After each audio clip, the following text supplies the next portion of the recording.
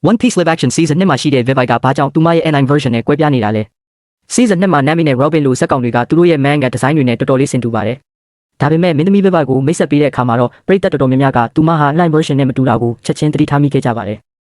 အထူးသဖြင့်သူမရဲ့အသားရည်အနှဲငယ်ညိုတာက anime ထဲမှာပရိသတ်တွေမှတ်မိနေတဲ့အသားဖြူဖြူ Alabasta မင်းသမီးလေးနဲ့ကွာခြားနေပါတယ်ဒါပေမဲ့ဒါဟာအကြောင်းမဲ့ပြောင်းလဲလိုက်တာမဟုတ်ပါဘူးတကယ်တော့ဒါဟာမူရင်းဇာတ်လမ်းကိုအကြံဉာဏ်ယူခဲ့တဲ့ကဘာနဲ့ပို့ပြီးနှိစက်သွားတာပါAlabasta က Nefertari ဆိုတဲ့တော်ဝင်မျိုးရိုးနာမည်ဟာရှေးဟောင်းအီဂျစ်သမိုင်းကိုအခြေခံထားတာဖြစ်ပြီးအဲ့ဒီနိုင်ငံရဲ့ပြည်သူ့ကလက်ရာတွေဝတ်စားဆင်ရင်မှုနဲ့ယဉ်ကျေးမှုတွေဟာအရှေ့အလယ်ပိုင်းနဲ့တောင်အာရှလွှမ်းမိုးမှုတွေအများကြီးပါဝင်နေပါတယ်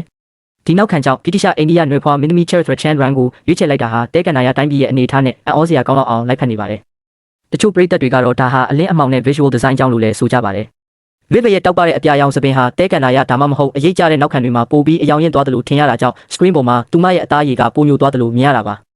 အစောပိုင်း Nico Robin ရဲ့ anime version တွေတုန်းကလည်း manga ထက်ပိုဖြူနေခဲ့ဘူးတာမို့လို့ adaptation တွေမှာ visual detail တွေတစ်ခါတရံပြောင်းလဲတတ်တာကိုပြသနေပါတယ်။ဒါထက်ပိုရေးကြီးတာက Vivi ရဲ့စိတ်နေစိတ်ထားဟာမူရင်းအတိုင်းတည်ရှိနေတာပါ။သူမဟာမိမိနိုင်ငံကိုကာကွယ်ဖို့ Brookwork ဆိုတဲ့ရာဇသူမျက်နှာကိုင်းတွေကိုသူရှိုးဖြစ်ဝင်ရောက်ခဲ့ပြီး Domislan မှာလည်းတငယ်ချင်းတွေကိုကယ်တင်ဖို့လူပုံအလဲမှာဒူးထောက်ခဲ့တာဟာတတိရှိမှုနဲ့တာဝန်ယူမှုကိုဖော်ပြနေပါတယ်။ရုပ်ပိုင်းဆိုင်ရာကွဲပြားမှုတွေရှိနေပေမဲ့လည်းဒီဇက်ကောင်ရဲ့နှလုံးသားကတော့ညင်မရနိုင်တဲ့ Vivi စစ်ပါပဲ။